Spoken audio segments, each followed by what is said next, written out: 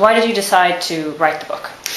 One of the reasons I decided to write the book was because working in Northern Ireland is a lot of conflict, and that causes a lot of pain to people, obviously.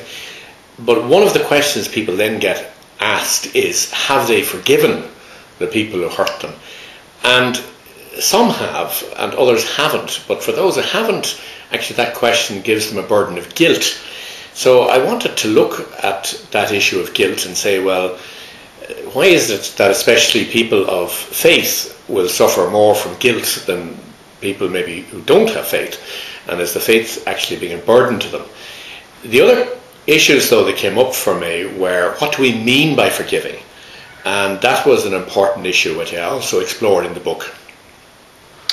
And in your opinion, what kind of is the main point that you want to really get across to people?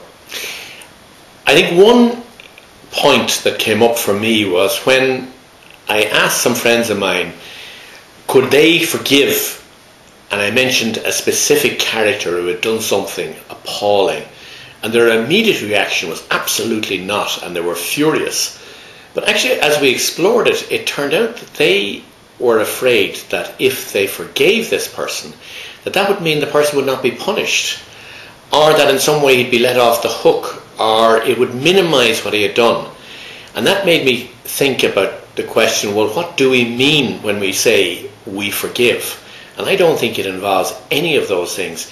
Rather, I think that forgiving is something that goes on in the person who's injured, and it actually allows them to begin to move to a stage of freedom, where in the harm that they've experienced, their own self has been harmed, but by moving towards that freedom, they actually begin to discover a new self that is independent and free of the person or persons who caused the harm to them.